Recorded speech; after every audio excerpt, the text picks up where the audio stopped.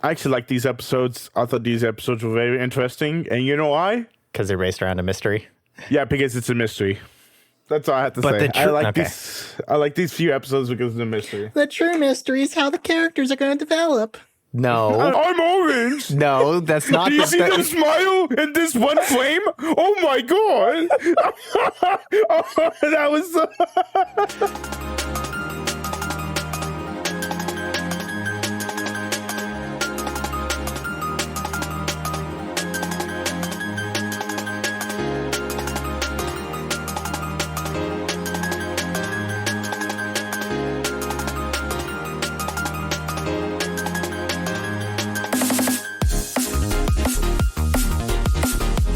Hello and welcome back to another episode of My First Anime. This week covering Hyouka episodes 9 through 12. I'm Chris Bailey.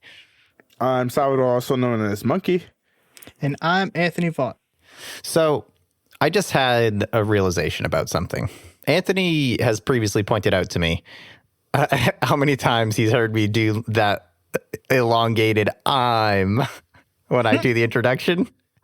And I just realized that it's because every time I'm doing it, my brain is like firing, trying to be like, what kind of stupid thing can I say here to force these guys to try and follow my act?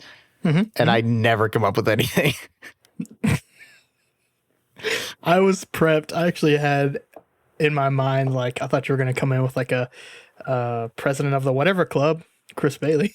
No, I don't think about it at all beforehand. It's literally as soon as I start, I'm like, oh, do I have something to do? Nope. So that's where your I'm comes from. Yeah, apparently. Gotcha. I mean, it could be like, I'm Salvador, also known as the Ward. Yeah, but we're not watching JoJo, so that doesn't. There's tarot cards in these fucking episodes, motherfucker. There's tarot cards and everything. What does the world mean? What does the world mean? I don't fucking know, dude. How would I know about fucking tarot cards? You're not the world. You're like the upside down hermit or something. Is that even a thing, or are you just saying something? Tarot cards can go upside down. And the hermit is a tarot card. Yeah, that doesn't sound stupid, Owen. Everything you just said just sounds stupid. I agree, but for other reasons. I also agree, but for other reasons.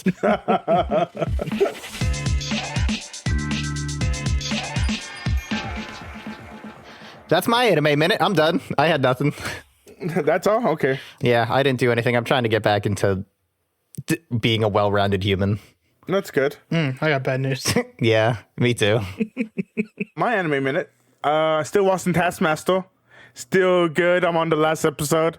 Kind of sad. But other than that, that's all. Like, I'm still playing Zelda. And I think after finish watching Taskmaster, I'm going to start like getting back into my anime form, get ripped, get all this other stuff. Because god damn, it's been like 3 weeks since I actually watched anime besides the one that we watched this weekly. So actually, damn, so I'm the only one? Hold on, I might have something that qualifies. I have been playing Neo 2 because I wanted to punch demons. That's it. Also it's got a pretty good character creator, and no one has made a character of Makoto Nijima, so I can't be Makoto Nijima punching demons, and that is criminal. So, and I'm not good enough to do it on my own. Also, I did forget to say, these last few episodes makes me want to watch Columbo again. So I might get back into Columbo. I support this. Okay, and that's all for our anime minute. No, is it? Tell me about One Piece. Actually, I don't know how far I told you guys I got last time. Through Koro. Okay. I didn't hit any major arcs. I think I'm still in filler because I didn't watch too many. But I made it to where they're practicing cannonball shots. That episode. I don't know if I finished that one because I think I had something to do that day. But I remember they started firing off cannonballs, I think. And then one goes through a restaurant. Oh, the Barati? Yeah, where they meet, which I remember the guy. Sanji. The sous chef. Yeah. Yeah, Sanji. So Sanji is there and he like was all cocky against the cockier guy. Zoro? No, it wasn't Zoro. It was against the fucking Navy guy. Yeah, the Navy guy. Full body? Do you not remember One Piece? The knuckle guy? I'm assuming full body, yeah. I think that was it, yeah. But he's like shitting on him in front of everybody, and everybody's like, giggle, giggle. And then the cook was like, yeah, no, it'll be fine, Luffy. All you do is just work here for a fucking year. And Luffy was like, wait, what? He's like, the best I can do is a week. And I think I had to pause it around there, or that may have been the episode. I don't know. That's the last thing I really remember from that episode. Baraty's kind of weak, I think. I like Baraty. I like the final battle. Yeah, it's kind of interesting, but I think Don Krieg is like whatever. Also, you forgot about Mihawk. I did not forget about Mihawk. Don't you worry. Okay. Mihawk. Oh, I know this is all Japanese to you, Anthony, but you will understand soon. Oh, that's actually a really interesting point. Anthony, do you feel like you've picked up any like Japanese words or phrases yet? Yeah, Nani. Other than Nani? Yeah, there's I don't, it's kind of like Spanish where you like, I can't off the cuff tell you all the words I know, but when I hear them, I'm like, fuck, I know what that means. Mm-hmm. And I probably can pick up on a few words. Like I even caught it on Hyouka.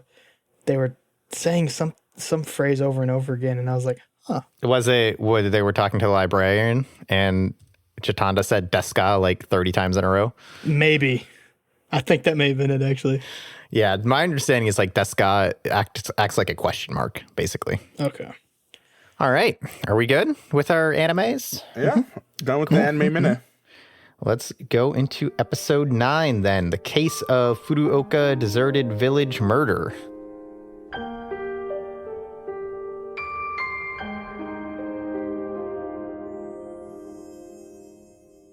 Probably the best name for a movie that was suggested. Very, really rolls off the tongue. I'm going to say right off the bat, I actually like these episodes. I thought these episodes were very interesting. And you know why? Because they're based around a mystery. Yeah, because it's a mystery. That's all I have to say. I like these few episodes because of the mystery. The true mystery is how the characters are going to develop. No. I'm orange. No, that's not. Do you see them smile in this one frame? Oh my god! That was the true mystery is how the characters already are, motherfuckers. So we come in on three theory that we're getting presented the three theories from the assistant director, the prop master, and the publicity person. We start with the director. Chitanda busts out her snacks, which are whiskey bonbons. We get to see everyone's reactions, which is quite good. Areki is very surprised. Satoshi acts like it's like super spicy, and Mayaka is like running in her chair. And Chitanda's like, yeah, this is cool, whatever. Having a good time. I think she was bad about it. The explanation from the assistant director starts, and Chitanda goes in for another bonbon. Satoshi's whole thing, I mean, it's this whole thing is set up really well and played very much like an interrogation with Satoshi kind of playing. He's sort of playing detective, but he's more like the sidekick. Yeah. While Mayaka and Areki kind of take the lead. Or I guess Mayaka's like the lead detective, and Areki's more of like he's the boss who's watching, right? Through the glass. Yeah. Yeah. We learned that Hongo, the writer of the movie, is often sick, and Areki asks the assistant director if there was perhaps a problem with the script, to which he denies. And Mayaka starts to get into it. She's going like full-blown cop on him. He presents his theory, which is the culprit is you, in that it doesn't matter what happens. It just has to be thrilling.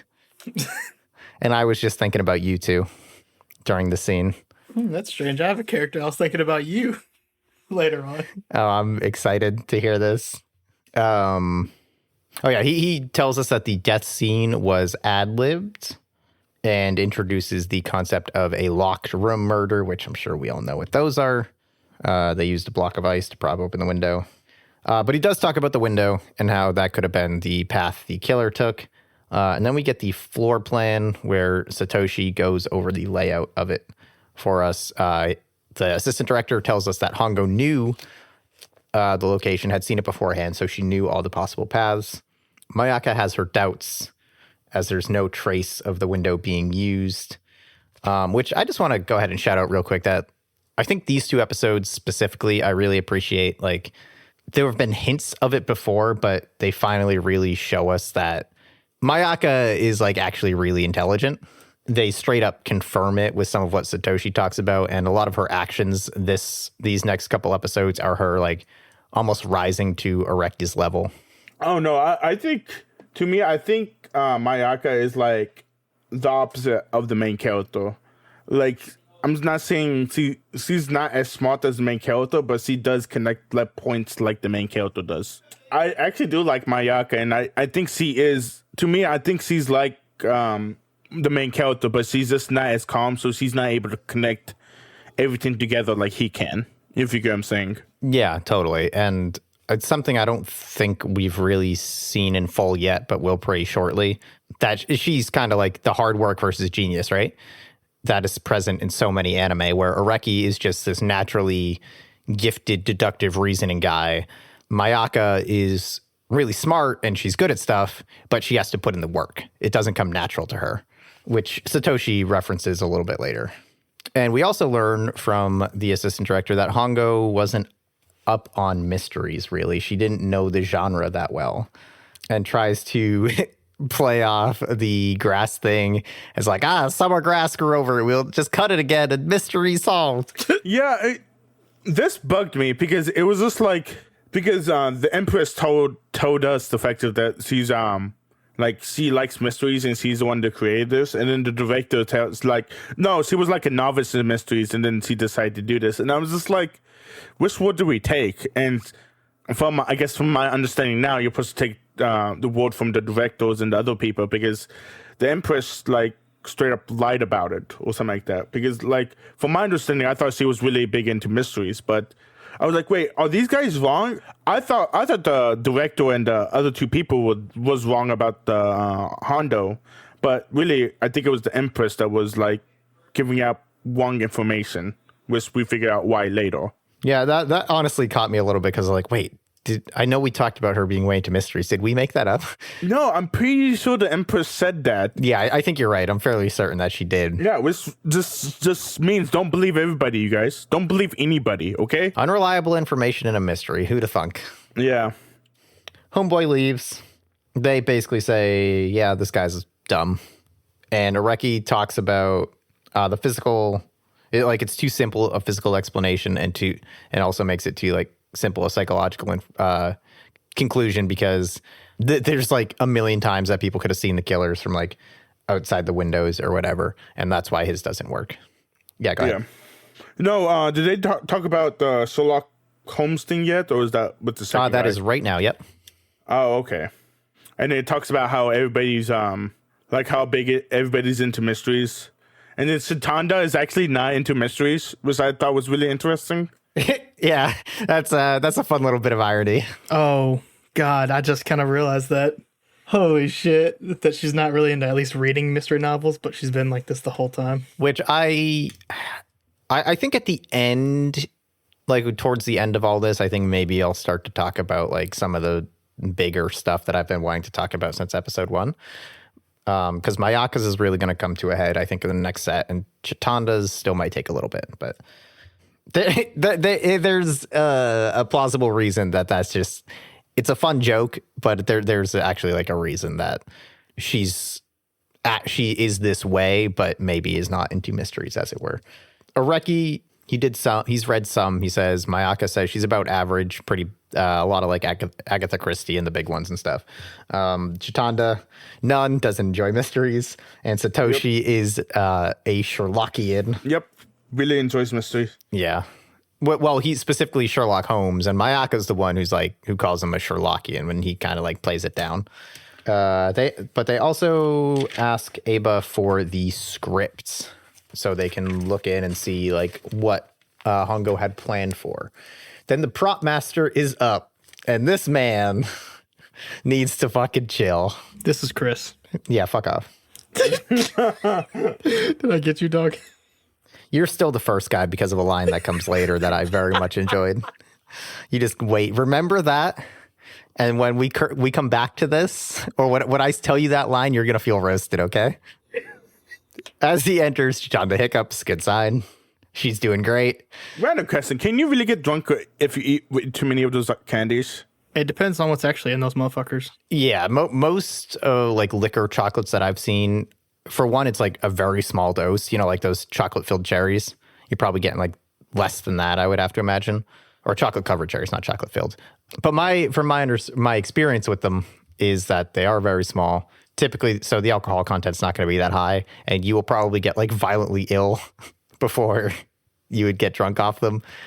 Although, again, that's speaking as a full-grown adult. Chitanda, someone who probably doesn't have experience with alcohol and is probably like 90 pounds soaking wet. That's a teenage farmer's daughter. She has experience with alcohol. I was going to say with Anthony, see, I mean, I think she drinks his sake every day, but... Point is, I think these could reasonably get a small teenager fucked up, perhaps. Probably.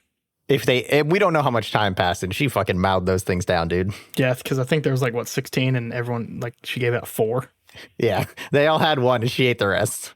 I thought alcohol was like I thought whenever you cook alcohol, it's burned off. Like, you still get the taste, but you don't get the drunkenness. I think they inject it in. They don't cook it in. Oh, you think so? Okay. I think so, yeah, because they, like, the ones I've seen do have actual alcohol content. Okay.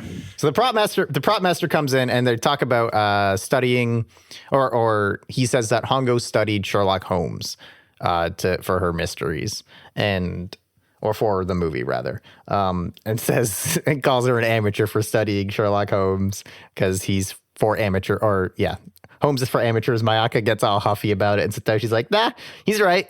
Sherlock Holmes is for amateurs. Fuck me. Is Sherlock Holmes really for amateurs? I've never read Sherlock Holmes.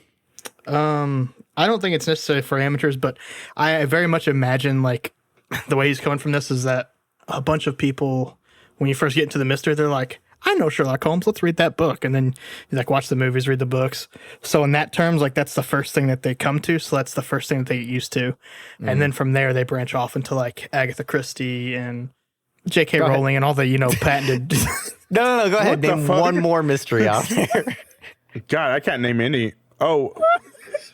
No. Raymond Chandler. Raymond Chandler, absolutely.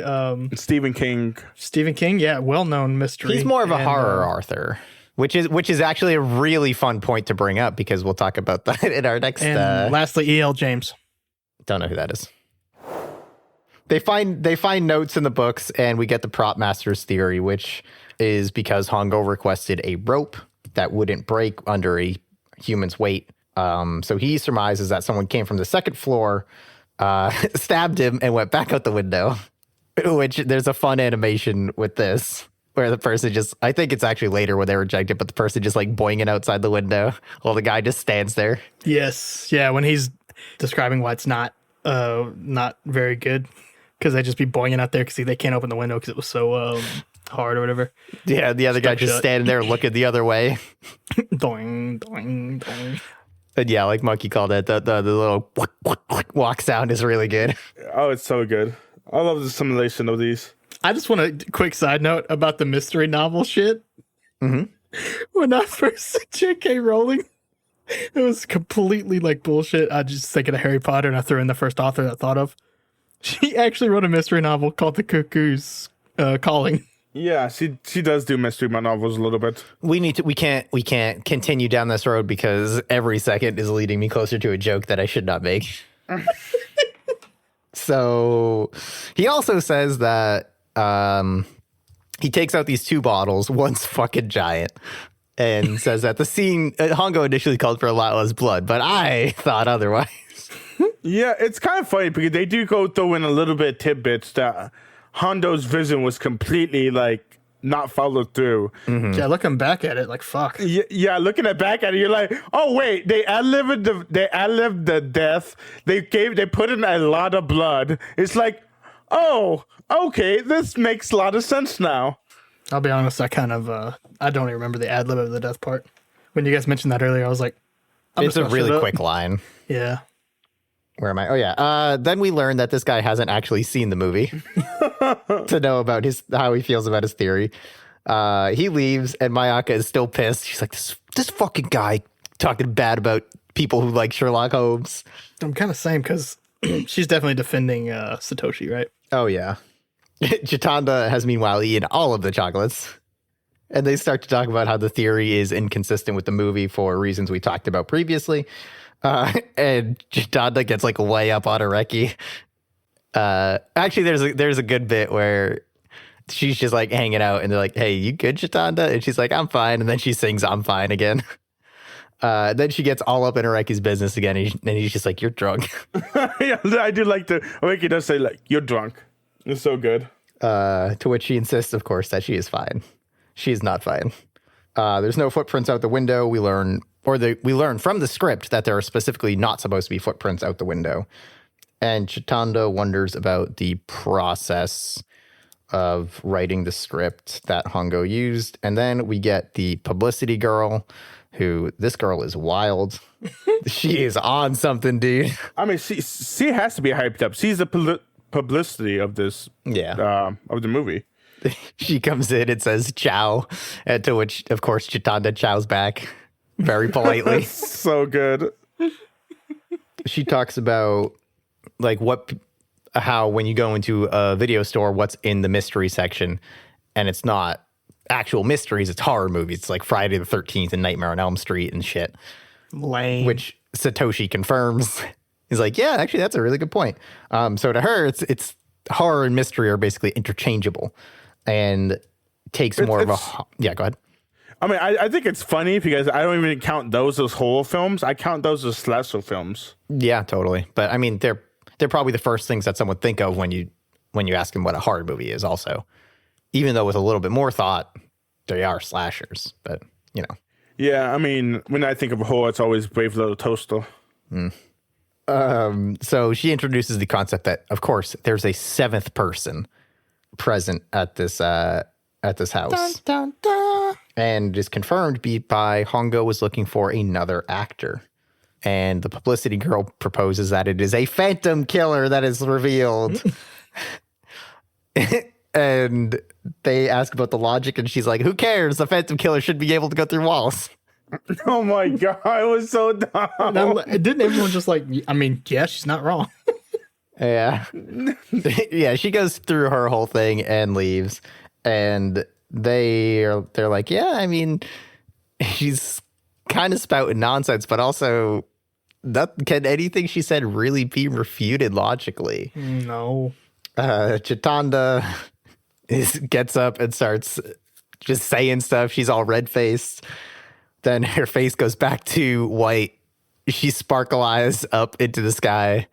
Says it's like seeing through a kaleidoscope, and then face down straight on the table. It was so good. I love this scene with so drunk. It's just so funny. I really wish she had a little bit more like slur in her like words.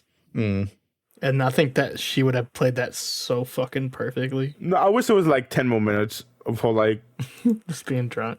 Well, I think the good part of it is that we didn't get a whole lot of her. You know what I mean? Yeah, it wasn't like She was over the top or overbearing. obnoxious. Yeah. They reject that, and they reject that final theory and decide to go home. Mayaka brings Chitanda home, and Satoshi and Areki walk together. Satoshi hits him with the all that's left of warriors' dreams is summer grasses or whatever. what the fuck does that mean? I tried to look it up, and I think it's from like an old poem. And I don't think like there's a complicated meaning. I think it's exactly what it sounds like. Like it's rooted in that, you know, warriors, they fought for stuff, they died for stuff, but all that's left of their struggles, their dreams, whatever, is the grass that grew over where they fought and died. Oh, okay. Basically, that's what I could gather from a quick Google search. If I'm wrong and there's something else to it, please tell us. I would love nothing more than for Orange to be proven wrong. Please tweet us. Dude, I have said that exact phrase like so many times this podcast. I know. I just need to know that my feelings are out there. Areki runs into Irisu, and she talks about how like there's an obvious outcome with no technical skill involved in something, no matter the passion that goes into it, which not wrong, but still kind of fucked up. And Areki goes to tea with her, and that is where we leave episode 9. Are we good with episode 9? My last sentence there was, what's this girl's angle? So I know I've called it out a lot before. I'm going to call it out again because I think it's very noticeable in this episode. The facial expressions in this show give away so much. Irisu specifically, her facial expressions change like very little, but even when they do, her eyes almost never change. She always has the same just like neutral look. even when she changes her mouth and her face. And Areki, he has that like kind of half asleep frown on most of the time, but you can get a lot from him with like, especially in, I think it's this episode where he gets like real intense for a minute. And at the beginning, which I'm about to talk about, he's got like the nervous sweat drip look. Yeah, just wanted to call that out. But episode 10, Blind Spot to All, having tea with Irisu.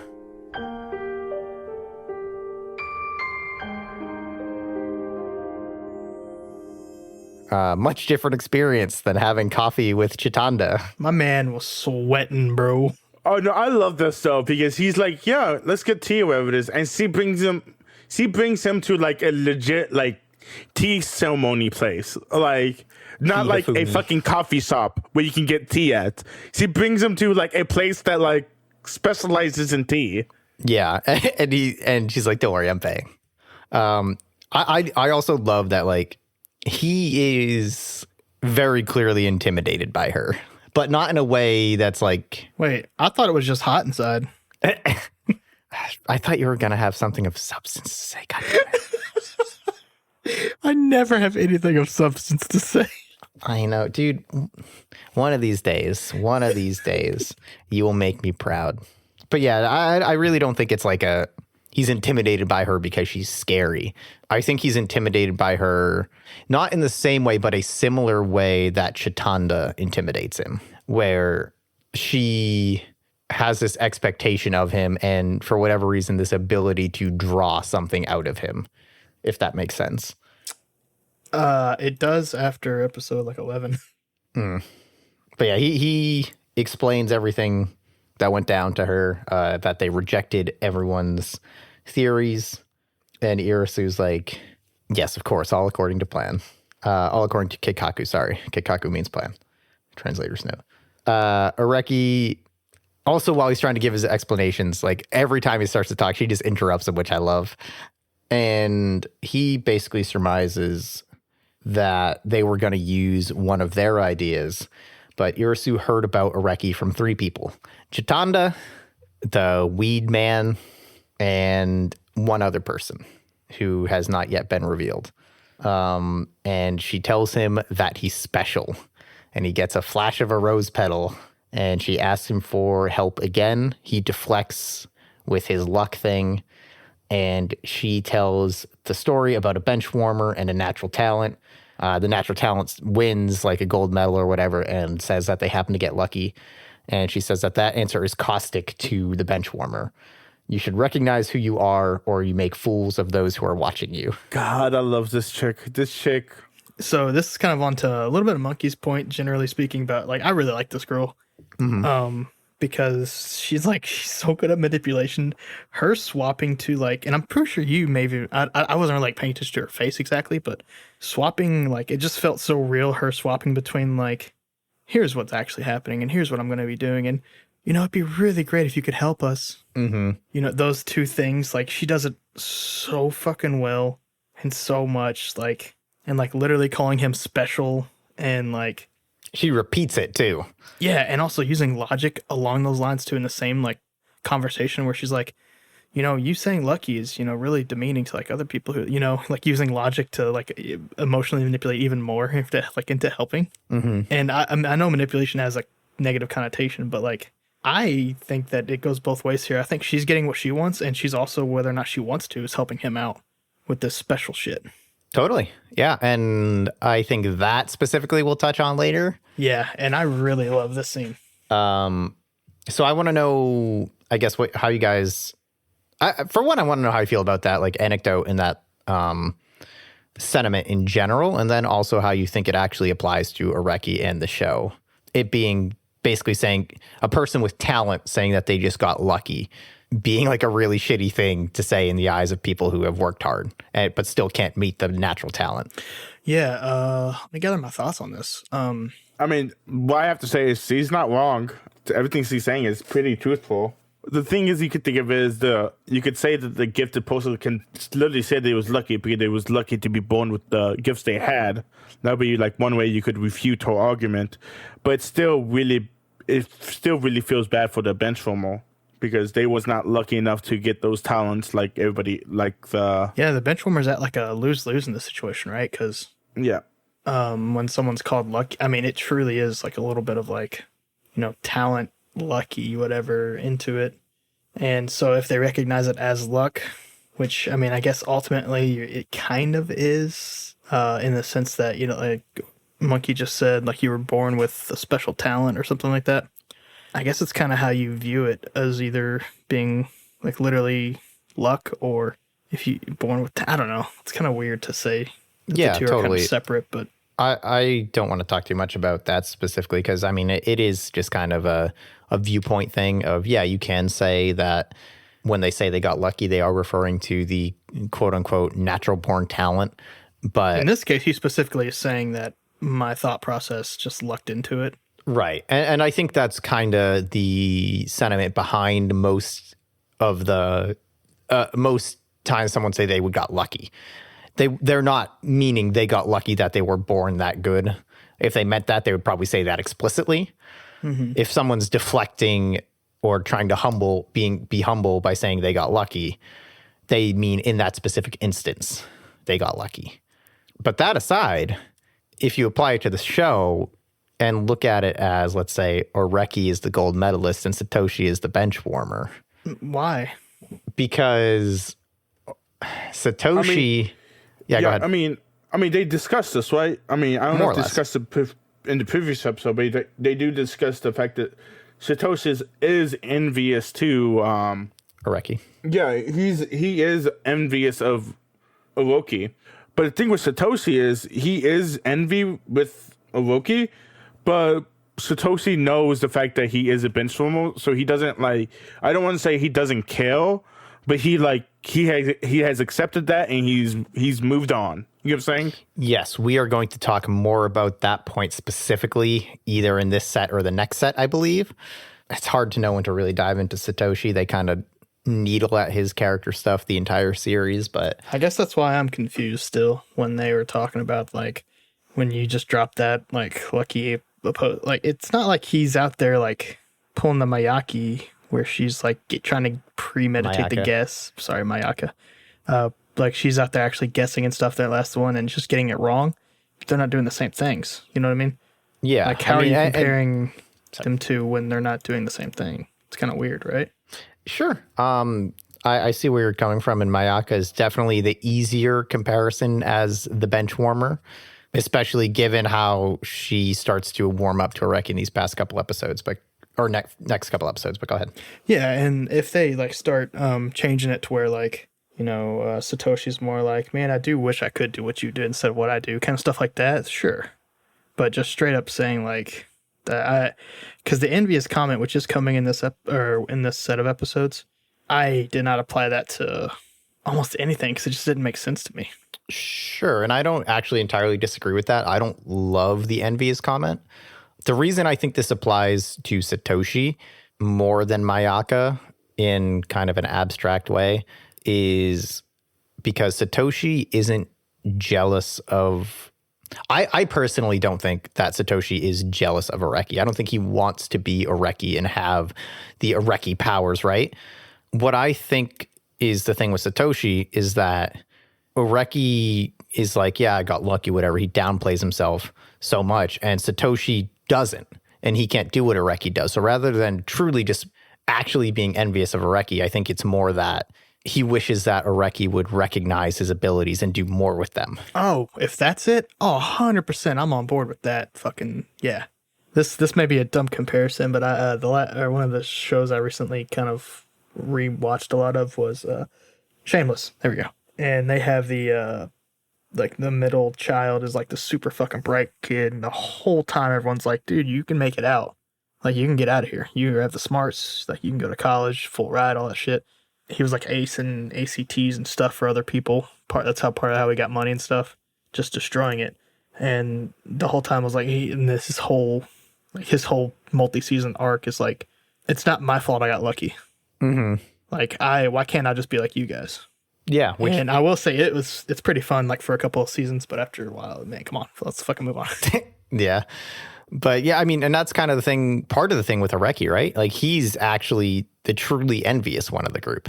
Yeah. No, it makes sense because I'm not at the same point where like, dude, let's move on. Like, it seems like he is slowly like, oh God, there's so much we could talk about. I think I only know about half of the story, so it's hard for me to deep dive, but I think I'm going to love this part of it. Well, everything, like the beginning of the show is super fucking slow for me.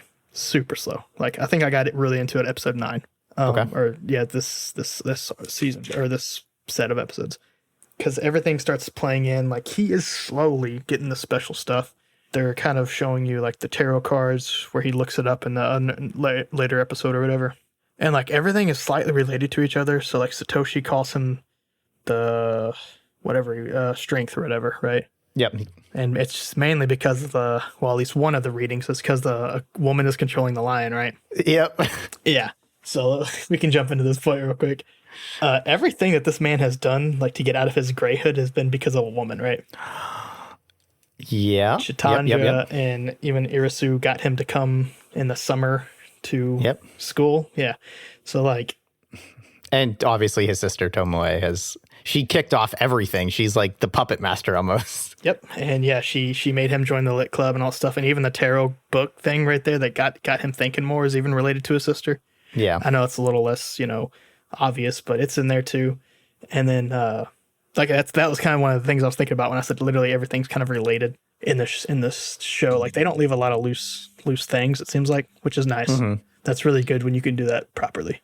And he slowly, even with the conscious thoughts when they got together to do their anthology when they're still working on the Hyouka puzzle, his conscious like, maybe I do want, a red life, and the leads up to here where he's like, is a red life worth it? Because, it comes with all these responsibilities. And we haven't touched a whole lot about that stuff recently, but he's got more stuff on his plate now, like where he's thinking about like, do I really, well, I don't know if he's thinking about it, but it seems like we're about to go into the part where do I really let like these women control me kind of like this, Yeah, he goes full red pill. Visibly upset. Yeah, man takes his red pill because he gets visibly upset at one of the episodes, right? Yep. Which in this one, and whether or not he's thinking about it, that is, I guess, at least an unconscious feeling that he's getting, right? About It's a conscious feeling because he's thinking about it. Yeah, or whether or not he's realizing what's happening. Yeah. Because he doesn't, there's not a whole, because they do internalize here, but they seem to internalize very quick, like 3-4 sentence thoughts. They don't like do a whole lot of like, well, what does this mean because of this? Like they do it occasionally, but so it's hard to tell exactly what the characters are going through, which is probably not a bad idea for like a drama where, coming of age, slice of life. Mm-hmm. But yeah, I don't know if did that strand of thoughts make sense. Yeah, made me happy. And you touched on something very, very big that I want you to keep in mind. The fact that it's all been women, I think, is irrelevant. But it is. I think it's important to keep in mind and realize that everything that we know about in his life, whenever he's been pushed, it's been by an external force. The fact that, the show frames it as being 3 women, I think is kind of neither here nor there. It's just how it worked out. But I think it could be a little bit more, or I think you could read into that a little bit by saying, like, I mean, he's a teenage boy, right? yeah, but one of them is his sister. But you have to also think you have to say that Satoshi is his best friend, and he was not able to get his friend to get past to the point where he's able to do stuff. That's true. And I think that might be because of Satoshi's own issues that we haven't really been able to dive into. And like I said, the show has been kind of needling at them, but we haven't full confronted Satoshi yet. Yeah, and also, to me, at least what the show's presented as, Satoshi is not the guy that's going to push somebody to do it. He's just going to support you whatever you do. Exact. I think that is also, yes, dead on. Anyway, we spent a lot of time in T-Town. Luckily, I think that is a lot of the meat in this episode. If I'm not That is a lot of the meat in the next couple episodes. Moreki has his doubts, and the scene, he starts to say I, and then the scene abruptly cuts. And then he's back meeting with Satoshi saying that basically he agreed to help again because Oreki is dutiful and devoted. His own words. Oreki tells him that it's not Chitanda this time. And Satoshi quotes his motto back at him. Oreki then asks Satoshi if he feels that there's anything that only he can accomplish. And Satoshi says no. And Satoshi starts to explain himself. And the best way to do that, to me, he kind of talks like he's a dilettante with no special talents, right? He he dips his toe in everything, but he's not good at anything. He's never gonna excel at anything, which... I'll be honest, dude. His passport analogy was fucking awesome. Passport analogy? At least in the dub, yeah, here he goes. Yeah, I just go into things, get my passport stamp, and then on to the next. Oh, yeah. Or whatever. I thought that was really cool. Yeah, which, I mean, I guess this is kind of an opportunity to talk about Satoshi a little bit. Just to quickly round out this scene, he talks then about how, like, he's actually not really a Sherlockian. Like, he doesn't know that much. If Mayaka got into Sherlock Holmes, she would pass him up in months. Areki tells him that he gives him value, or he values him more than he values himself or whatever. Basically that, hey, give yourself more credit, man. And I kind of want to know, like, what you guys thought about this, like how you take Satoshi's view of himself versus Areki's view of Satoshi. And it ties kind of pretty well back into the stuff we were talking about earlier. I mean, Satoshi's pretty smart. He does seem like the dude that does have like a lot of information, like really good at like notes and small details and stuff like that. I mean, being perceptive is still a skill to have. He just may not be able to like use it to like solve fucking high school mysteries. But yeah, I don't know. There's not enough without like unfortunately like juggling off you to remember exactly like what I'm supposed to be looking for or remembering. Yeah, that's fair. I thought of a better point later. Maybe not to come back to this, but to apply it to it, at least in your mind. Just remember Satoshi. Just be thinking about Satoshi. And Satoshi, well, Areki basically tells him, like, yo, man, you could be the greatest Sherlockian in the world if you wanted. And he's like, nah, a lot of things are more appealing than being a Sherlockian. And then he says he couldn't be more envious of Areki and bikes away. We are back in the club room. Mayaka teases Areki, saying that Irisu seduced him with something in order to get him to agree to come to school on a day off. I love that he didn't say no. He was just like, whatever. And dude, I will never get over her fucking smug face every time she has a gotcha on Areki. Chitanda is home with a hangover. And they decide to watch the movie again. Mayaka this time says the movie is lacking. The camera work is poor and starts to discuss all the like different weird angles in the movie. Marka does she does like say like what she would do to fix the scene, and I do like the fact that she's like going totally like director mode, and this is like, oh yeah, I could fix this, like this is all shitty and stuff like that. Yeah, which again, love that Mayaka's getting the opportunity to show that, oh, she's actually really smart and talented. Satoshi's like, okay, that's enough. And she's like, why? And Areki's like, because you'll go on forever. A guy barges in and starts accosting Satoshi to go to his remedial lessons. And he eventually gets dragged out. Yeah, what's up? This was just funny. He just scream like clawing on the ground, trying not to leave, and then he escapes and runs back in. And he's like, "Here, take my notes." He's like, "Quit dragging me." I do like his line. He's like, the constraints of this world are beyond my control. Yeah. It's so good. And he gives them their notebook and says, think of this notebook as me. I do love that. That was such a great scene. Then Mayaka also has to go, which, I don't know, I think she was just leaving because Satoshi's not there anymore. Doesn't want to hang with Areki. I think, I got that exactly down. Really? I just thought it was literally just for Manga Club. I think it was a little column A, a little column B. Nah. Like, she probably could have hung for like another 5-10 minutes, but nah. Yeah, you might be right about that, but I do like the fact she's like, yeah, if you had scheduled this, like, no, anyways, she wasn't going to Manga Club. She had to shift in the library. Oh, right, yeah. Yeah. And then I do like, yeah, if you just told me, we would have been able to do this mystery. Yeah, she kind of scolds him a bit on the way out and then eventually apologizes, saying, as like, hey, sorry, you have to do this by yourself. But he starts scanning the movie. He goes to his weird TV mind palace and gets a solution. We cut to another meeting with Irisu where he explains basically everything he found using all the camera angles and stuff. And he turns that terrible movie into a found footage movie where the killer is the camera person. And Areki kind of pulls like the assistant director bit almost, where he's like, listen, it's fine that the people in the movie know who it is immediately, as long as the viewers are puzzled. That's what matters, right? Which makes sense as long I didn't pick this up. I was like, no, that's fucking stupid. And then I realized that when I watched the movie, I was like, oh, because they're going to end the movie right there. I mean, it makes sense to me. I mean, I'm like, okay. Yeah, I don't really buy it. But Irisu accepts and asks him for a title, to which he gives the title Blind Spot to All, the title of the episode, you guys. So bad. Then walking home, sees a baseball, it says home run. We see a quick shot of Culture Fest prep, and there's a screening of the movie. Mayaka does not seem too pleased for whatever reason, but it generally goes over well. There's a great line where the publicity girl is hanging out with the assistant director, and they're walking off screen, and they have a bit of a conversation with Areki where they're like, "Hey, good job with the movie, bud. You did good. I liked it." And then they start walking off, and you hear her go, "Man, your pit sweat is out of control. You're never gonna get a girl like that." Yep, I remember hearing that even in the dub. Which there's the roast for you, Anthony. Wait a second, some bullshit. I need more prop master in the life so we can put more on you, motherfucker. Nope, that's it. I don't think he ever shows up again. Get fucked. Mayaka is kind of not surprised by, the results and that Areki came up with it. Chitanda wants to tell him something, but then runs off after Satoshi. Is Satoshi even there? Yeah, I think Satoshi's probably there. Either way, it's just Mayaka and Areki. She pulls him aside and asks him about the solution and basically drops like, "But what about the rope that Hongo requested?"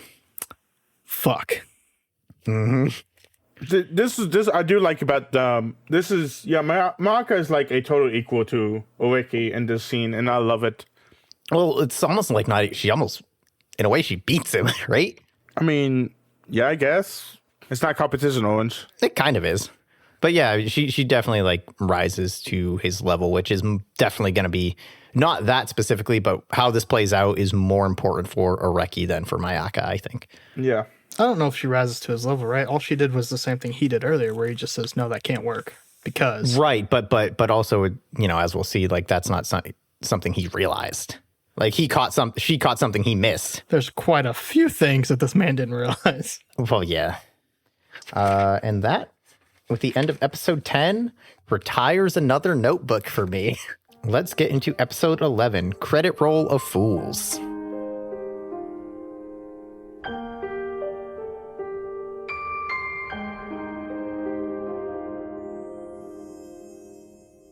Mayaka blows open Areki's ending, basically all centered around the rope, and kind of roasts him a little bit, but he looks taken aback, and she starts to let up, and then kind of goes back in a little bit. But I think this is still like a great scene to show like how the relationship between those two has developed, and especially Mayaka has like gained a respect for Areki now that he's taken a more active role in life. Because she's like trying to be like, "Hey man, like you're wrong. Like this isn't right. Like I'm not trying to be an asshole here, but you know you're not. Like this is wrong." I was just kind of confused about like just taking all three of these into account. Mm-hmm. Like I understand when someone's like wrong or whatever, you want to be like, "Hey, did you think about this?" And then you can talk it over. But they were like fucking really dramatic about these. They were like, "Listen, was that your ending or was that her ending? Because the weight of the world relies upon your next like fucking answer, yes or no." And I was like, "Y'all act real fucking weird about a fucking amateur movie in a high school. Like, let's fucking chill." I mean, if you think about it though, Chitanda is like that. Yeah, Chitanda makes sense, but this is, I said, why is everyone acting so fucking like everyone was doing this shit? And then Mayaki is always going to tell if again she can like poke fun at him and be like, "Hey, you forgot about the rope, dummy," But they were not. They were like, "Her reputation's gonna be over because it's wrong. It's just you're in here. It's just wrong. Like you can't put your name on it if it." I was like, "Dude, y'all need to fucking lay back." So there's a couple things with that. First of all, you're not entirely wrong. Second, I think all three of them do approach it very differently, and we're going to talk about that. And specifically with Mayaka, she approaches it as, telling him that he's wrong, right? Like she's approaching it that this is his theory on Hongo's ending. She doesn't even say like, "Was this your ending though?"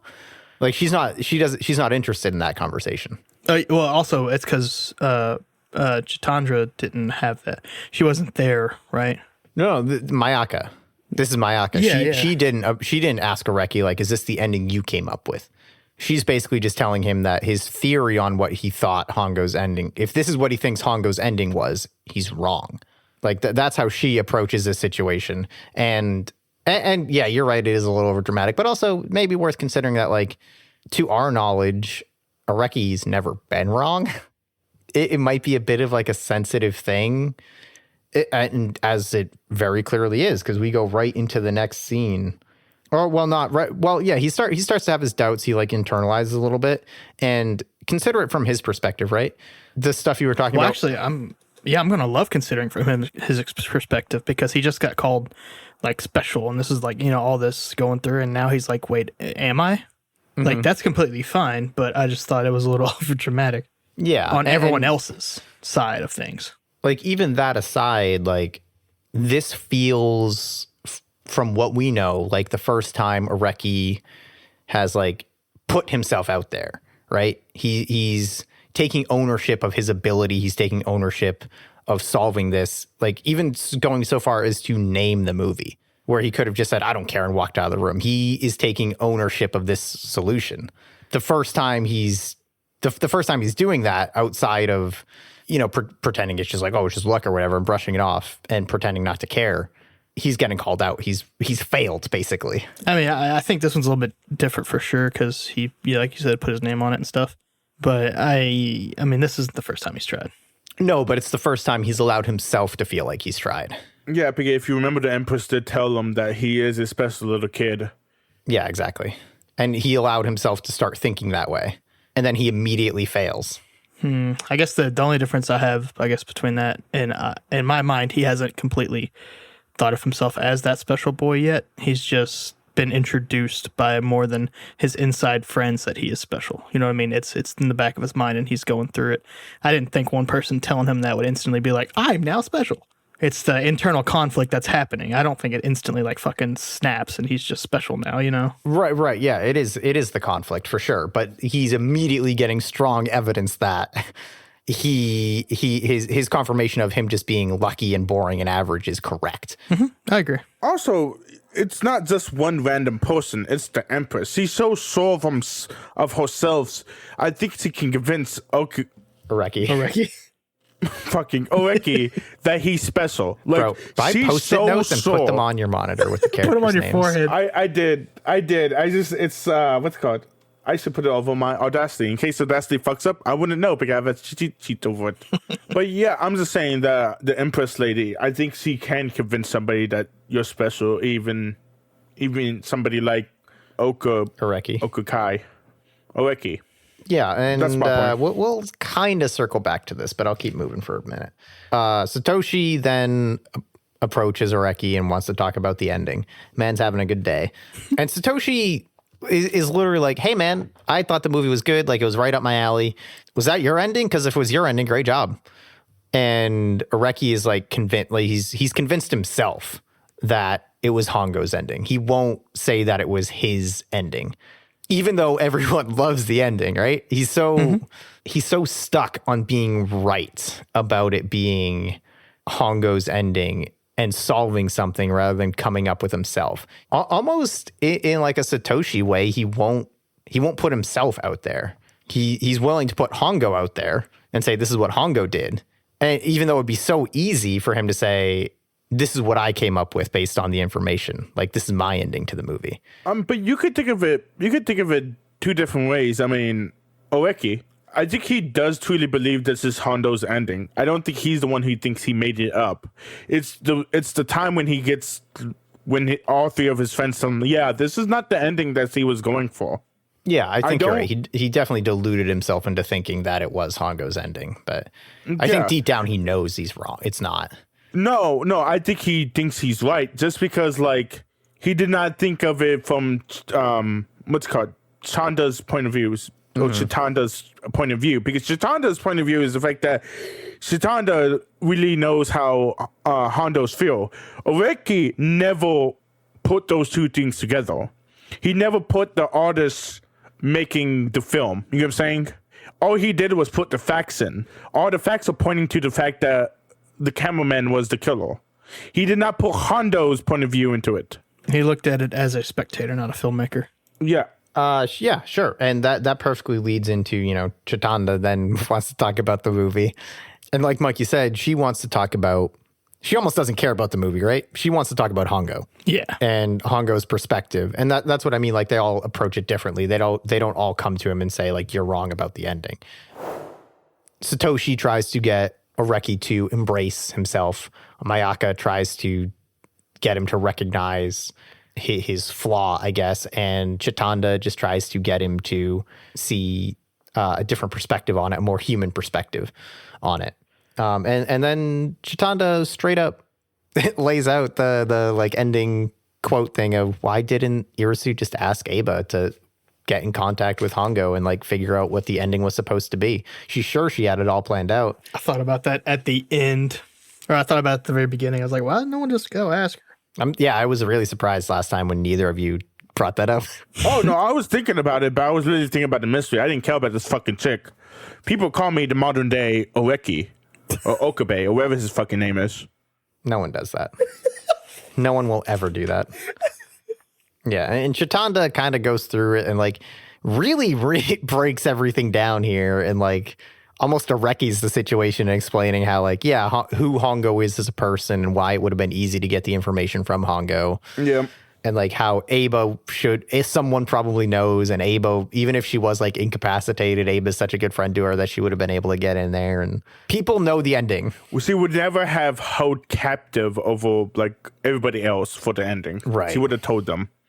Areki goes into his whodunit theater and starts to think about everything. And he starts to try and regress, where he's like, fuck the rosy life. I'm not that smart. I'm not that special. Fuck everything.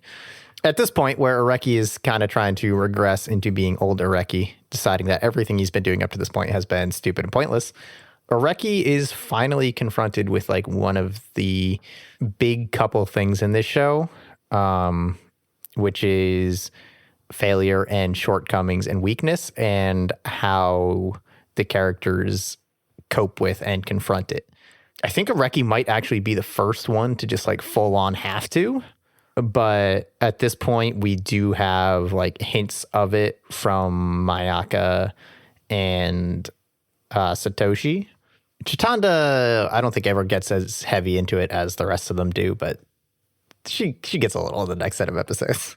So I think that's just something to keep in mind. And again, think about Satoshi and how he maybe confronts his own shortcomings and copes with them, and whether you truly think he's just fine with it and moves on. And then we go into him reading Mysteries of Tarot. He opens up to the Empress, which is maternal, affectionate, fertile mind, sensitivity, which he feels does not apply to Irisu at all. And boy, is he correct. I guarantee there's a better tarot card for her. I don't know. I wish I knew more about tarot. He goes to look up other people's. He looks up Mayaka, who's justice, which is equality, righteousness, fairness. He's like, yeah, sure, that tracks. Checks out. Looks up magician, who is Satoshi. It's initiative, originality, interest. And he goes, and moves on.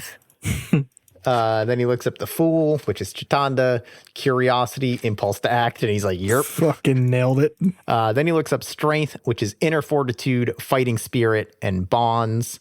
And we go to the lion being controlled by a kind woman thing.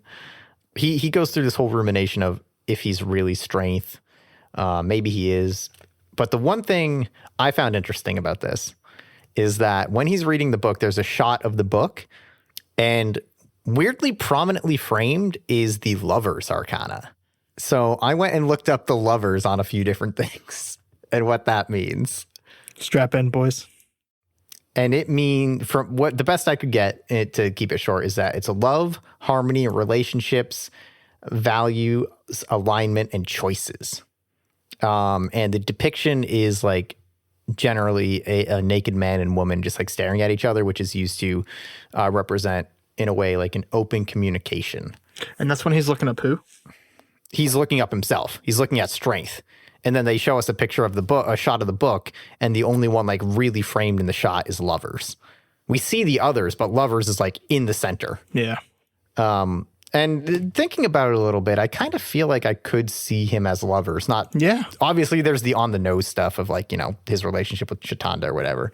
But I think specifically the choices part and the fact that for him to actually push himself forward, he's going to have to start acting on his own and doing things of his own volition and taking ownership of himself rather than waiting for a kind woman to do it for him. Yeah.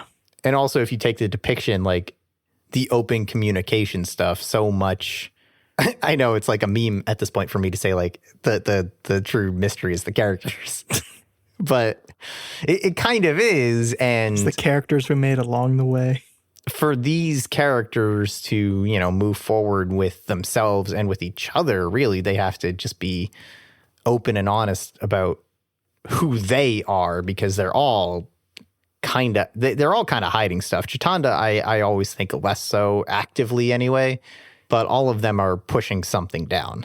But he ruminates on Iffy's strength and starts to think about, oh, well, maybe I changed my viewpoint. And then he has his eureka moment. We cut to later. Irisu invites him to the launch party, which he is not going to go to. So they go to have tea again because they need to talk. And Areki just straight calls her out, and he is pissed. Like, he is looking intense, dude. Yeah, he's not having a good day. And she's not about to have a good conversation. No. Areki goes over the analysis of Hongo's notes that they found in the Sherlock Holmes things, where they learned that she preferred happy endings and not the ones where people died. Hence, Yeah, I saw the ranking system, and I only could think of Yakuza. I did not know that was like a system in Japanese things. did they actually ever discover what the rope was for? They did. It was just really dumb thing. I did not understand what the rope was for. Oh, her climbing down. That's right. Never mind. Okay. Yeah. She was originally supposed to like climb down and stab the guy, and yeah. He talks about the questionnaires and how there was one ineligible vote because it was for no dead bodies. And Areki then explains Irisu's plan to her, where she was basically hiring them not to solve the ending, but to write the ending. He calls her out for being manipulative, and there's just like a ton of rapid cuts in the scene, which is extremely jarring. And then he asks her about the whole thing she said about skill and everyone should be aware of who they are, to which Irisu says she did not mean it sincerely. Or she says, I didn't mean it sincerely, but so you can call it a lie if you want. God, this woman's great. And he says he's relieved to hear that. He's walking home. We cannot see his face because man's not having a good time. Yeah, that was the fucking scene. Yeah, he walks past the Puppet Detective Show poster. It's like, come, great detective, solve our puppet mysteries. He punches the poster. Anything you want to talk about with the Areki Irisu confrontation? And or for me specifically, I think the interesting point is why he would say he's relieved to hear that she wasn't being sincere. The only thing I think of, I think just because of all the like, holy fuck, probably the thesis you could write on the amount of symbolism in this fucking thing, at least in these like past 4 episodes. I truly believe that he's not completely mad at her. I think he 100% is taking this out on her in that scenario where he couldn't solve this mystery on top of the other thing he was trying to do because it was taking more of his attention away. Plus the fact that like he really wants to believe that women aren't manipulating him, and this is just another reason for him to believe that, or to have believed that.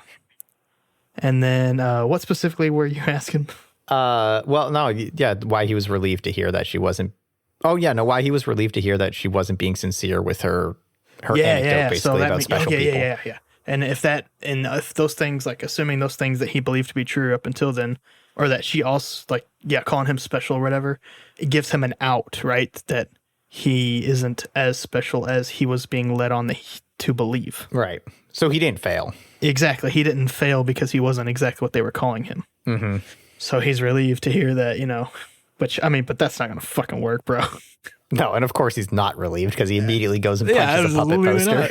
He fucking he chads it up on that poster. Yeah, dude. We end with another IM conversation between Irisu and Hongo. Hongo says she just wanted to celebrate with everyone. didn't really matter how the movie turned out. And then those two like end their conversation, and Irisu starts talking to our mysterious instant messenger again. She says they're talking, and Irisu says, "I think I did something inexcusable to him." And the other person calls her out, being like, "You didn't bring him in to finish it. You brought him, or because you didn't know, or because whatever, you brought him in because you thought the script was dull." Which she's like, she basically cops to. She's like, "Yeah, I didn't think the movie was going to be good, so I need to make it better." She ain't lying. God, that movie would have been bad. Yeah. Although Irisu does get kind of defensive here, basically being like she's like, I had to do it. Like, I had no choice. And the other person chatting just leaves. I think this is a great scene for Irisu too, because it does show that she's not just like a fucking sociopath, right? Like, she does show a little bit of remorse about manipulating Areki. And then she gets defensive when called out by her senpai. Senpai? Yeah. Which, I mean, you guys know who it is now, right? No. Really? Dude, I'm so done with these chat wrongs. I didn't even know she was talking to Hongo. Oh, really? I was just like, okay, yeah, I hope Chris can explain this to me. Yeah, okay. So I'm like 99% sure the other person she's talking to, the senpai, is Tomoe, Areki's sister. Oh. Because at one point she's even like, "Yeah, you did this and this and this, and that dummy didn't even figure it out." And Irisu says something like, "Yeah, it's hard to bluff someone on the other side of the world." Yeah, I remember that. I'm fairly certain that it's Tomoe, and is also the third person she heard about Areki from. Yeah, it's a better theory than what I got. And also why she would show remorse to her about, like, "Hey, sorry, I was kind of mean to your brother." Yeah, that makes sense. But we come back to the club room. Chitanda and Areki are just chilling, reading. They say they're not being like themselves. And Chitanda immediately fixes it by asking about Okay, fine. She was the movie. basically hit him with the... Yeah. "Fine, I'll ask you to tell me the movie." Mm-hmm. And Areki explains it. The seventh person was a narrator. And Chitanda fills in the gaps basically with all the feelings of the person repelled and stabbed the guy and then felt bad about it and like made it. And they talked and reached an understanding, and the guy went in the room to make it seem like he slipped and fell on glass. God, that movie's so bad. It's a mystery film too. That's the sad part about that. Like, Oh, we skipped over the part where she didn't want to. She was voted to write the script, and also it was voted that it would be a mystery. At no point was it her desire to write a mystery movie. really? Yeah. Wow. Okay. Throwing somebody under the bus. Yeah. What the fuck? This is okay. No, now I know why the movie is so bad. Okay. They didn't want to do it. And Chitanda's like, "I'm curious, like what would make someone stab someone?" And then they forgive each other, which I feel like has some analogies here, specifically with Areki and Irisu, perhaps. And Areki questions Chitanda about Hongo, basically, and Chitanda thinks that she's similar to Hongo and also doesn't like it when people die in stories. Can't relate. Honestly, me either. Sometimes. It depends. I love a good death. Mm-hmm. All right, let's go through episode 12. Those things piled up endlessly.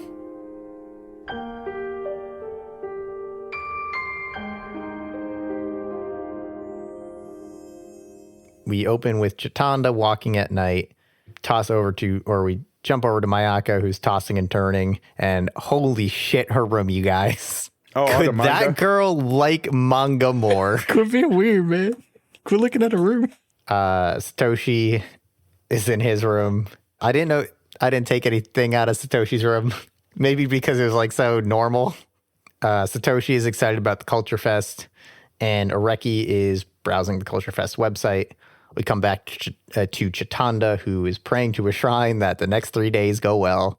And we get our new opening of Mikanse Stride, performed by Saori Kodama. Explain yourself, I'm going Chris. to say, wait. Explain. You made me pick an anime based on the song, and then you changed the song halfway through. Explain yourself, sir. Most anime changed their intro after like 12 or 13 episodes. I'm so upset. We come back from the opening. Tomei is home. She's teasing Areki about troubles in the Classic Lit Club. Like, would it be a year at the Classic Lit Club if some shit didn't go down? Am I right? Her English dub voice is so the best so far.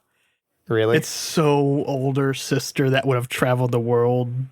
Like, yeah. Is it very like very shitty, but you know, she's just teasing. For the most part, yeah. That's what it comes off as. Almost like she's gonna tell you about the God, that stereotypical like I went away for foreign like school or whatever, and I'm gonna tell you about it. Yeah. I just got that from her voice. It's like, dude, it's so perfect. Yeah, she teases him a bit and then gives him, he's like, wow, you can't even like give me a gift. And she gives him a pen, is like, by the way, the tip doesn't work and the ink's gone. What the fuck? He's like, am I supposed to thank you for this? This dog shit gift. He starts to leave and she's like, I'll come visit if I have time. He pokes back and says, please don't. Please don't. Yeah, I like the please don't. Actually, he says, no, stay away. We cut to them walking into school. We see Mayaka in costume. She's so cute. She doesn't seem like she's having a great time. No, I want to give her a hug. Satoshi runs up ahead of Oreki. I think this line is like pitch perfect because this is exactly what this dude would say. In that he says, I'm going to go bother her. Because, like, yeah, he just wants to go hang out and check up with his good friend. But, like, he has to say it in a way. It's like, yeah, I'm a fucking nuisance. Mayaka seems like really self-conscious. Satoshi tells her, is like, hey, you look good in those clothes. Nice cosplay. About it. And then, I don't think he was really being a jerk. I just think she's uncomfortable receiving compliments from the guy she has a giant crush on, but is not reciprocating. No, Satoshi knows he's doing this to this girl. Yeah, but I don't think he's reading that much into it. I think he's just trying to be nice. No, I think he's teasing, and I don't like this about him. Like, he obviously knows that the girl has a crush on him, and he goes to her and says, "Oh, you look really good today." Well, he says those like he's complimenting her cosplay, I think, is what he's trying to do. No, he knows what he's doing is like making her uncomfortable. Because he says cosplay, and he would know because in Japanese society, cosplaying is like not a good thing. Like, it's better if you say dress up than cosplay. You know what I'm saying? Sure, I haven't heard that. No, I mean, you can look at it in this episode. She says dress up instead of cosplay. And she's like, do you know where we're at? Like, it's not good that you're saying cosplay here. Yeah. We're not in a convention. Yeah. She specifically says, like, don't use cosplay in front of respectable folks. Yeah, exactly. But Mayaka has shown, like, insecurity about her manga stuff before. So I don't know. I don't like this from Satoshi. Yeah, I mean, I understand that. I don't think he's trying to be an asshole, but... And she... I can just talk about it. So she is dressed up as Frobisher Frol from a manga called They Were 11 that came out in 1975. I actually read this. Oh, really? Yeah, the first time I watched Hyouka, I remember looking up like all the cosplays. I was like, that actually sounds kind of interesting, and I went and read it. It's pretty short. It's basically about... I think it's 10 like space cadets basically are on a station and they have to survive a certain amount of stuff or whatever to finish their final test. And they learn that also they're orbiting like a degrading star or something. So they're on a time limit. And also there's 11 people on board when there's only supposed to be 10. So it's that kind of story. Shit goes sideways. And Frol specifically as a character is really interesting for 1975 because Frol is from a planet where the people are agendered until they reach adulthood, where they get to choose their gender. Oh, that's interesting. Holy fuck, is that topical? And the whole story is like, or the whole Frol's whole part anyway is that I'm going to use she to refer to Frol because at the end she decides to become a woman. Frol is like constantly at odds with the other main character, Tata, who's a man. And like Frol wants to be a man, even though she has more like feminine features, but she also constantly mocks Tata like, oh, I'm bigger than you. My limbs are longer than yours and like all this other shit. And of course it's again, short story, but through the course of it, Frol ends up falling in love with Tata and decides to be a woman so that she can be with Tata. Yeah, I don't know. I guess I don't need to talk a ton about they were 11, but that's kind of the thing there. It's a really interesting deep cut. That's crazy. I don't think, especially in 2012, that is any commentary on Mayaka's character, but I think it's an interesting story, especially coming out of 1975. No kidding. So she inquires about Satoshi's backpack, to which he alludes that there's a surprise in it. Nice purple backpack. I really like the backpack. We learn Mayaka is stuck being sales, so she won't get to fuck around and have fun. Satoshi tries to cheer her up. It doesn't work, and then he tells her, "Hey, you can't help what happened." And she's like, "Yeah, I guess whatever." We get a quick walk through the festival until we reach the Lonely Lit Club room. Areki then also tries to cheer up Mayaka in his own weird way, where he's like, "Listen, if you don't cheer up, Chitanda's gonna get worried too, okay? That's great. Get your shit together." It's like they were gonna have to both deal with her. And we learn part of the reason why she's feeling so down is because she was supposed to order 30 copies and she ordered 200 of their anthology. I love the reveal on that. It was so fucking good because they were just hinting around an issue. Yeah, and they're like, yeah, and then like it just, I got, and they didn't really. They just like, I got too many copies, and we were like, oh okay, and then they're like, how many were we supposed to have? 30. And she's like, how many did you order? And then just phased 200. yeah, It's so good. Meanwhile, Satoshi's gonna try and make his entrance. God, it's so good. He screams Galaxy, bumps into the door, hurts his Saturn. It's so man good. was He's like, oh no, my He Saturn. was like Naruto running into the fucking thing. Yeah. Just fucking doink. You lovable idiot. We cut to a scene of everyone trying to cheer up Mayaka, everyone taking responsibility, being like, listen, Chitanda's the club president. She should have overseen it.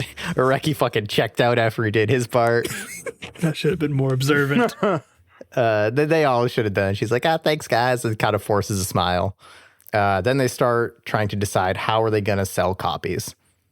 And they come up with the idea to set up new stalls in more accessible places, but they'll need permission. Chitanda is put in charge of the negotiation, which she does not seem pleased about.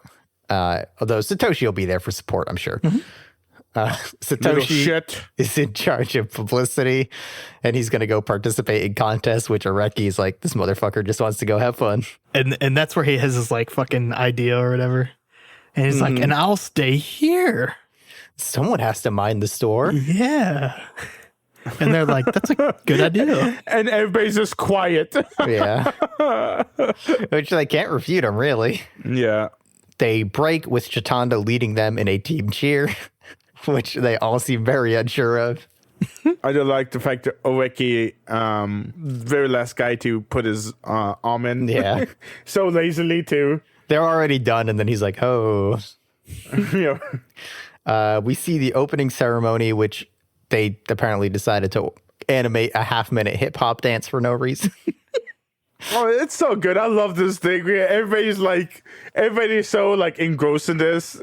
Yeah. Satoshi is engrossed in it, and Chitanda's like, oh, I can't be distracted. I have to leave. And she just starts leaving, and she just gets distracted during the way. God damn it, Yeah. Chi. So Get it good. together.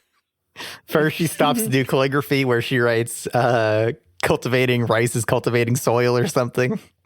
Yeah, just like a farmer's daughter. Yep. And then she stops to play 100 Poets and is really good at it, apparently. Which, do you know what 100 Poets is? Does that have to do with 100 poets? Yeah, I think so. I'm I think it's a halfway there. card game where there's like poems written on cards, and then there's like drawings or names or something on other cards, and one person reads the poems, and when you know who wrote the poem, you slap your card down, and if you get it first, you win that round, or something like that. She arrives at the executive room, and there is no answer. Admires a pretty poster next to it, which I'm going to assume was for the manga club because it didn't explicitly say. And then the executive chair guy, Tanabe, comes up, and Chitanda asks him for more space to sell and does a terrible job. I do love this. This is why Chitanda was did not want to talk to this guy. She's like, yeah, I'm gonna fuck this up, and she fucks it up. And then she has thought, I thought Satoshi was supposed to be here with me. Cut to him watching an improv show. Yep. That little And he's shit. losing it too. Yeah, he's having a good time, dude. Looks like the best improv show you've ever seen. We come back and Tanabe's like, there's nothing I can do. But if other stalls will let you sell there, I don't know. God, dude, he could have saved us so much trouble, screen time, and breath, but I'm pretty sure he said, like, hold up about 8 times or something like that. No, I just love this scene because Chitanda goes in and he says, "We need more stall space." And he's like, I can't do that. She's like, understandable. Have a nice day. He's like, hold on. Hold on. And no, it's like before that. He's like, and he realizes, oh, my name's Chitanda. I'm in the class lit club. Yeah. We need more stall space. And he's like, we can't do that. It's like, still can't do Yeah. it. We go to Mayaka, heading to the manga club, and we see some other people in cosplay. We see the clicky girls, who we'll talk about in a sec, are Hatsune Miku and other Vocaloids. Kochi, the girl Mayaka ends up talking to, is dressed as Nakoruru, a character from Samurai Showdown. So first she comments on like, you should have done something with your shoes too. Weird. And the other, like the Vocaloids kind of start to talk shit of like, oh, she did cosplay even after disagreeing or whatever. And this girl's like, come on, guys, don't be like that. I hate these fuckers. Yeah. Well, the president was like, yeah. No. It was the girl who's dressed up. She actually says it in kind of a weird way of like, you don't have to say it like that. Like she's not disagreeing. She's not silencing them. She's being like, she's trying to be like walk the middle. And I really like that they set up that Mayaka and this girl probably had some sort of disagreement. And these other girls are being shitty about it. And they're the Vocaloids. They're probably the most mainstream thing you could have picked for cosplay in 2012. Hatsune Miku had fucking concerts. But then this other girl, the one that Mayaka is actually potentially butting heads with, is a character for fucking Samurai Showdown. So there's like the implication that this girl like actually also went for a deep cut. She also actually cares about this shit. Where it'd be, again, so easy to just play her off as like, oh, she's the fake girl who doesn't care about manga. Fuck her. But no, they kind of play it off like she's probably pretty serious about this stuff too. It's weird because they're all in a manga club, so they all chose to be inside this club. Yeah. But obviously people are going to have different levels of passion for it. And making her an obscure character shows a level of passion above the Vocaloids. Which is probably why Mayaka is also dressed as a fucking weird, obscure character from a 1975 sci-fi manga. The president then comes in and offers to reimburse Mayaka for her expensive belt, I guess. To which Mayaka refuses, and we learn that she's supposed to ask to sell Hyouka there, but gets too afraid. And then it's kind of nice, like other girls come up and start to be friends with Mayaka and ask about. There's a bunch of shit going on. The manga club was lit. Yeah. No, what? No, it's like, I think it's Mayaka's like personal friends in the manga club. Yeah. Because those like, those people who like the Vocaloids or whatever it is with, I think Mayaka was just opposed to the cosplaying idea in the manga club. But then she still did it, which is maybe an interesting thing to consider. Yeah. That she's still like, yeah. But yeah, you're right. I think those probably are just like Mayaka's other friends, which is kind of a good point that we don't get in a lot of fiction, and we even don't get a lot in this show, but this episode kind of hints at it. Like, especially during the opening ceremony, we see all the characters having some kind of interaction with another person, implying that like, yeah, they have lives outside of each other. More or less, like we're seeing all that. We only see their interactions, but they have other friends. They have other shit going on. Because these girls immediately come up to Mayaka and like, hey, cool cosplay. What's it from? Oh, that sounds neat. You should lend it to me sometime. Like, just being all cheery and friendly with her. And they probably heard the other girls being assholes and trying to just cheer her up. But then customers come and Mayaka does her best to put on a good customer service face before we cut over to Areki, who will do the same in a moment. Dude, their room is dead ass, like at the end of the fucking hallway, away from every fucking thing. Yeah, I think that guy even says like, "Why are you here?" Areki's minding the store. He drops his pen when he tries to do his little pen flip, and he starts to mark sales. He's like, "Well, we could assume we're all going to buy two." And then after he marks all the like guaranteed sales, like, well, even if we don't sell any, that's pretty good. Job well done. He listens to the a cappella club and then claps outside the window in a GIF I do have saved on my computer. It's a lazy clap too. I fucking love the fact he's doing a lazy Shit, clap. that reminds me, I missed a point earlier. At the very beginning, when they were fucking clapping after the beginning of the thing, people were like taking their hands and like throwing them to their sides and then going straight up with both hands to meet in the middle above their head to clap. Who the fuck does that? I don't know what you're talking about. You sound It's like at a the crazy very, person. very beginning. I'm talking about like where you leave your hands on your waist, and then you go with the overhead Yes. clap. They were clapping like that during like the applause part of, I don't think it was the breakdance part, but the right before that when they said, we begin the festivities or whatever. Oh, There's people in the audience just fuck. I'm sure it's easier to animate that, but holy fuck, that was so weird. yeah, I totally missed that. But yeah, I'm kind of curious now. I might go back and watch that. But also, we hear outside the window that someone's apple juice is missing. God, that was what? And then Areki goes and sits back down, and a punk comes in, much to his shock. A punk rock. He is like so fucking taken and surprised by this dude. Like he almost doesn't know what to do. I was like, Oeke is like some detective. He's like, this guy from like the punk club or something like that? Or is he like punko? No, the guy is just from the clothes club. High fashion. Or fashion club. It's some high fashion club. The punk does buy a copy though, and Araki's like, "Shit, I have to be a courteous salesperson." He's like, I'll have no. to show gratitude. It was so good. And then does the worst forced smile. It's like, oh, I can't even smile. Yeah, he's like, I can't even smile. That's great. The punk ends up being interested in Areki's pen because he's in the clothing club and he forgot something like, Put in his front pocket. yeah. And he trades Areki a priority pass to the show for the pen. Come back to Chitanda listening to the a cappella club, and then she, of course, gets roped into a photo shoot. And that penguin costume is fucking adorable. The penguin costume was the best one. No, the fact that she got put into a maid outfit is hilarious. It just reminds me of K-On! So much, and Owen just knows why. But like the maid, I'm like, why is she in a maid outfit? And I fucking love it because it's so funny. And the penguin costume is fantastic. It's so fucking good.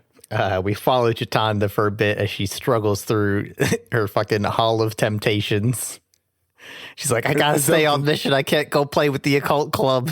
Is there glasses that only like let you see in front of you? She was like, I wish there was an equestrian club so I could find blinders. And we end with the thing, Welcome to Kanya Festa, which is not a reference to anything. And the new ending, Kimi ni Matsuwaru Mystery. I don't know what it is, but I like it better. I also like it better, and I really like the ending animation with Chitanda and Mayaka dressed as Sherlock and Poirot. Yes. Yeah, I didn't see it, so. What do you mean you didn't see it? Did you close your eyes? I turned it off as soon as I hit the thing. I watched watch the first like 15, 20 seconds at least. Yeah, it's good. It's very cute and fun. But that is it for episode 12. Kind of probably sets up what we're going into next. I did like this episode. Like I said, I like comedy, and this was a pretty comedic episode. I mean, there was no mystery behind it. Not yet. Yeah. Probably the mystery about the orange juice. We probably have to figure that out next Apple episode. juice. The apple juice. I mean, Well, what if it was orange juice? It wasn't. It was apple. Oh, okay. Solve the mystery, boys. We did it. Well done. But yeah, any other final thoughts on this batch of? Show's starting to grow on me. Hell yeah. I mean, the show is going on me, but it'd be one of those shows that I drop still. Yeah, I would have take never have made it this far. Favorite characters maintain? Yuck. Yep. Mayaka. What? You guys are really bad at names. It's like amazing. I'm pretty sure it's because I wrote that one specifically down though. It's Mayaka. I like Maya. Maya-chan. Maya-chan, exactly. I think she's pretty cool. I think I will like Oreki later once he like finally flushes himself out. Satoshi's pretty boring, and Chitandra is just not like, I don't care for like the super excitable people. They have their place in the story, but I've seen that before. Yeah, I like all the characters. I mean, it's one of those ones where I just really like the way they all play off each other and their dynamics and stuff, especially knowing some of the stuff that comes later. But I definitely think Mayaka is probably my favorite character. I mean, I agree with you. I actually do like Mayaka, but actually I like the Empress goal. I wish she would show up. I need more. Was it Irisu. Yeah, I need more of her, like more issues in the show. You know what I'm saying? More what? Like not happy go lucky or something like that in the show. Like she's completely different from like any part of the show. You know what I mean? Whenever she steps in, you're like, oh, this is like, you know what I mean? We're about to. She's not nice. You know what I'm saying? Yeah, I feel like too much of her would almost be like, it feels like a weird thing to say about an anime, but overly cartoonish, where everyone else shows like different emotions and different layers. If she was just always that the whole time, it'd be like, okay, come on. No, you're wrong. Good argument. We've already seen her not be that, though. Well, I mean, if there was a lot more of her and she didn't become like a well-rounded person who goes through everything like all the other characters, I think it would feel out of place. Anything else on this batch of episodes or anything? Just want to mention, I don't know if I'm sure you covered it, but we are we're swapping to 5 episodes for the last 2. Oh, yes, good point. I did not mention it. Yeah, just so everyone knows, we'll be watching the next 5 since there's 10 left. Yes. Monkey, any final thoughts? Yeah, follow our Twitter page, My First Anime Pod, because somebody's going to do something with that Twitter page. It's either me, Anthony, or Orange, once we figure out the logistics behind it. Anyway, on that note, yes, if you want to know how to get in contact with us through Twitter or email or whatever, see what else we're doing, listen after the music where we plug all our stuff.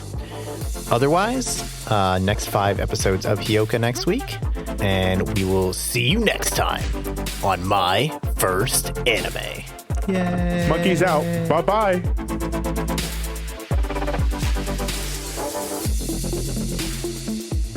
Hey, thanks as always for listening. We decided to smash through fate and forge our own futures by launching a Patreon.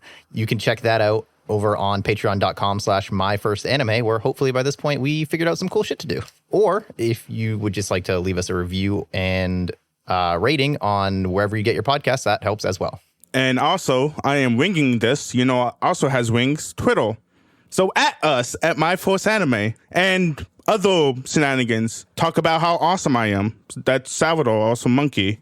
Just leave comments about me is what I'm asking for. I'm also plugging, I guess, my stream on twitch.tv/stmonkey with a 0. And if you want to email us, our email address is myfirstanimepodcast@gmail.com.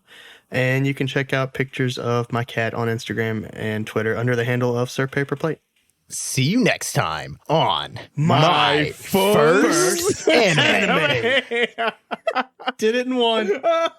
Perfect.